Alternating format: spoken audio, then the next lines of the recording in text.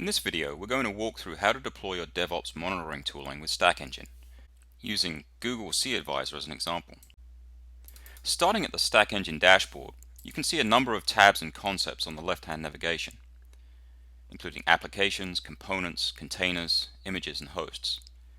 Containers, images, and hosts are probably familiar to you if you've played with Docker.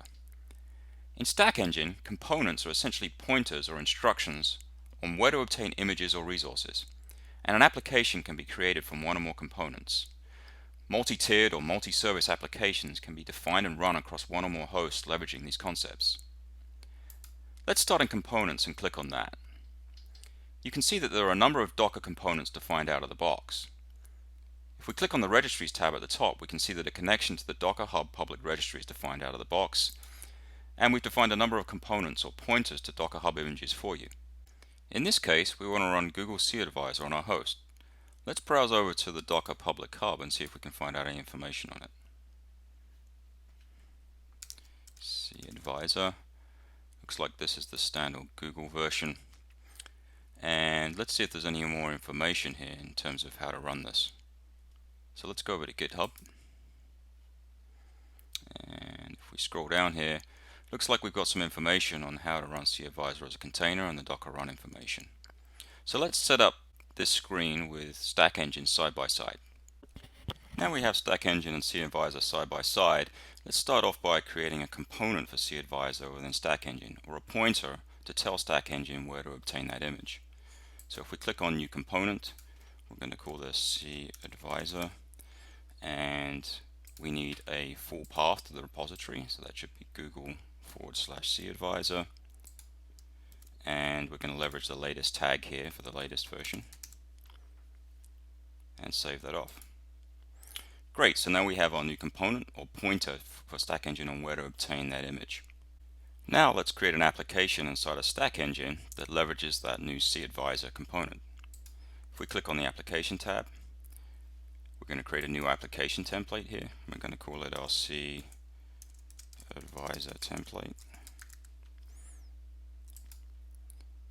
And we've created a template here. We can see we have no instances running. Let's define the first version of this template. We can create multiple versions of a given application template.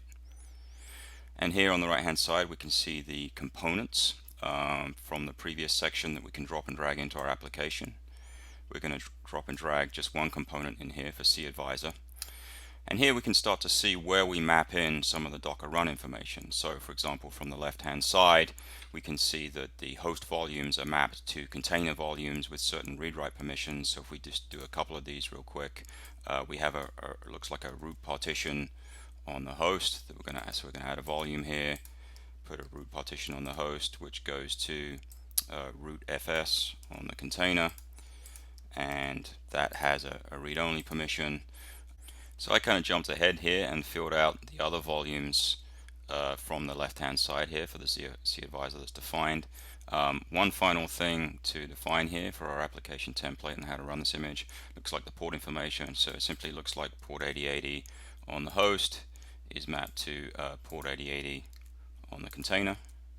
And with that we should have all the information we need in our application to go and create containers from this image. So if we apply that, we've now created an application with a one component with instructions on how to run it.